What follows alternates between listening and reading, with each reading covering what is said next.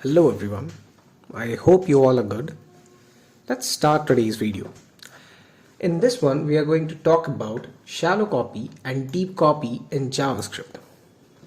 But again, before starting this video, you should ask few questions to yourself to get better understanding of this topic. Like, what happens if we copy primitive data types in JavaScript such as string, boolean or a number? Second one, what is the serialization? And at last, what is shallow copy and deep copy? Obviously. We'll try to cover all these questions in this video and we'll get to know about one impactful library as well. Let's start with the primitive data types. For that, let's take one variable A as 10 and another variable B, let's assign it as A. And let's try to change B to something else, that's 5, and now we'll console log A and B both in one after the other. Let's check in the console of the Chrome what it is going to log. Wait, let me save this file. See, A is 10 and B is 5. So in JavaScript, whenever we create these values A and B, they are tightly coupled with variable they are assigned to. That means it will create a real copy of variable A. So we don't need to worry about copying primitive data types. So this answers for the question number 1. So let's move ahead. Let me comment this part. Okay. So what was the next question? Okay, what is serialization? For now, let's skip this question. I'll come back to it later. Let's focus on the shallow copy. What is the shallow copy all about? For that, let me take another example.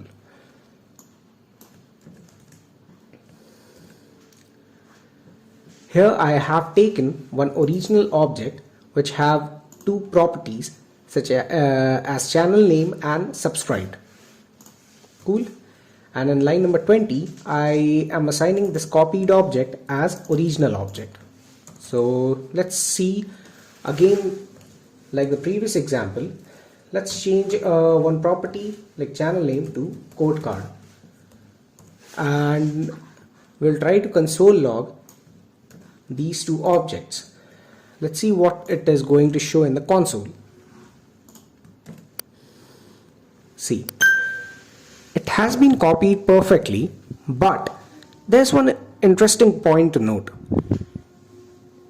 This is the one which we have created as original object, and this is the one which we created as a copied object. But the interesting point is we have just changed channel name in copied object, but the change was reflected in original object as well. So in this way of copying, it didn't create any new object, but instead the copied object is just sharing the reference address of the original object. That's it. That's why whatever we changed in the copied object, whatever property, whatever key we have changed in copied object, it will reflect in the original object as well. But we don't want this, right? We wanted to copy the object, but it should be independent of the original object's reference address, correct? This is what we call as shallow copy. I'm saying it again. The copied object should not have reference to the original object, and this is called shallow copy. We have various ways to do this, such as using spread operator, and using object.assign method. First, let's talk about this spread operator, how we are going to use it. Let's take, let me comment this out first. Let's take this example again. If we want to make a shallow copy of this object, what we can do is, we can simply put it in a spread we can simply use a spread operator like this and it will be shallow copied. So to check it, we'll again do this. We'll again change the channel name property of the copied object and see what it is going to show it in the console this time. Let's save this. You can see the change, right? This is for the original object part and this is for the copied object part. But opposite to the case what we have seen just now with this particular example, whenever we changed the channel named as code card, it has been only reflected to the copied object, but the original object channel name is still WebDev Express, what it has been originally. So this is what shallow copy is. How to do the same thing with object.assign method? Let's see that. First, let me comment this out and take this one here. Okay, so as you can see, we have used object.assign method, and inside this it will take two things. One is an empty object and the another argument is that particular original object from which the shallow copy has to be created. Let's save this out. See, the result is same again. The channel name of the copied object has been changed to code card, but the channel name for the original object is still WebDev Express. That's how we can use spread operator and object.assign method to create a shallow copy of an object. You know what? It is absolutely fine to use shallow copy unless and until you have one nested object, because shallow copy only copies up to the first level. Let me say it again. Shallow copy only copy up to the first level.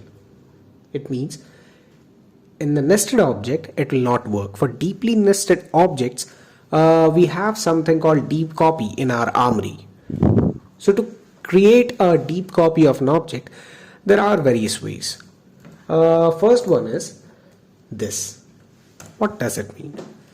First, we are stringifying the original object and then we are restoring it by using json.parse method and getting the object in JSON form.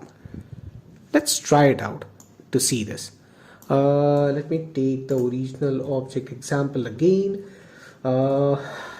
and create a deep copied object by using json.parse and stringify. So to test it out, if it is working in nested objects or not, let's add one key to this, just like this. As you can see, I've added one object topics covered, and inside that object I have one key as video and its value is map polyfill. Cool. Now let's try to change this video property in copied object by doing this, and let me console log these two objects again, that is the original one and the copied one. Let me uncomment it. Let's see the result, what it is going to show. See, this is the original object. This topics covered video map polyfill is coming from original object, but this object is the copied object. If the deep copy would have been happened successfully, then the video property in this object should be filter polyfill. See, there is filter polyfill. It justifies that it has been deeply copied. But wait, there's one problem in using this method though. Remember I asked one question at the top, like this one, what is serialization? Now here it comes. To put it in simple words, it is a process of converting an object's property to a string from which it can be restored later. So whenever we are doing this JSON.parse and JSON.stringify, what we are trying to do is, first we are serializing the original object, then we are deserializing it. That's it. So you understood what serialization is, right? Let me repeat that for you again. It is the process of converting an object's property to a string from which it can be restored later. But there are some data types that can be serialized and restored, such as arrays, strings, finite numbers, even null can be serialized and restored. That's why whatever we have been seeing till now, it has been either boolean value, either string. That's why it has caused no problem to us. But there are some exceptions, such as functions, sparse arrays, and date objects. And if I could think of clearly, even undefined cannot be restored. So if we are trying if we are trying to deep copy an object in which a function is present, it will not create a deep copy properly. Let's try it out with one example in here. Let me copy this one and comment it out, and let me paste it again. Let's take one function get console log hello. Oh, sorry, it should be like this. Cool. So if we try to copy the object and again we try to console log it, see, in the original object it has get function definition, but in the copied object it has no such definition of that function. So this is what I'm talking about. This approach doesn't work for sparse arrays, functions, and date objects as well. Although you know what, date objects can be serialized to ISO formatted date strings using date.toJSON method, but it cannot be restored using JSON.parse method. So please have these points in mind whenever you use this JSON.stringify approach. There are some other good ways I would say to do deep copy. One of them is to use Lodash library. It is really simple to use this library. It provides a method named as clone deep to deep copy an object, and it also overcomes the limitation of what I just explained above, like this function and non-serializable objects. It also clones the non-serializable object. How to use it? It is very easy. You can go to the npm package of Lodash library. More or less the same thing would be there in the npm package as well, like this. This line will create the deep copy of the original object also. But I'm not interested in this library actually. Wait. Let me uncomment this. Let me comment this part. Okay. Actually, I'm not interested in this library. There's another wonderful library which does the same thing, and that is rfdc, which stands for really fast deep copy, and it's very easy to use. The important point in this library is it is much faster than Lodash and JSON.stringify approach, and it also covers all the corner cases such as for non-serializable object like date, functions, and all.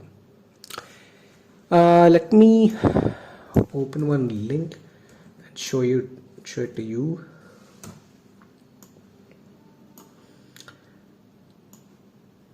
See, this is the rfdc library, and if you go down, this is how you can use this library to create a deep copy of an object. And if you go a bit down, you can see it supports all the JSON types as well the date object, undefined, or functions, all of the non-serializable objects which we were discussing just a bit ago. But if you focus on the benchmark section, it has, like, in this section they have compared how fast this library is in comparison to other libraries or other custom methods. I've attached this link to the description of this video, and I'd really recommend you to go please and read the benchmark section of it and go through the GitHub repo of this library. It's really cool, and you will get a clear idea of what I am talking about. Okay, let's move ahead. Is there any other way to create a deep copy? Yes, there is. That is to use structured clone method. By using this method, we can create a deep copy of an object as well. One of the use case of this method is to transfer a data between workers, like service worker. Now, if you don't know what a worker is, I'm not going to cover that in this video, but if you want to know more, just leave a comment. I'll make a separate video on worker method along with a structured clone method as well. It is kind of interesting because according to MD in docs, structured clone is not JavaScript features. Rather, it is a feature of browsers. So this is how this is one of the examples how we can clone deeply clone object.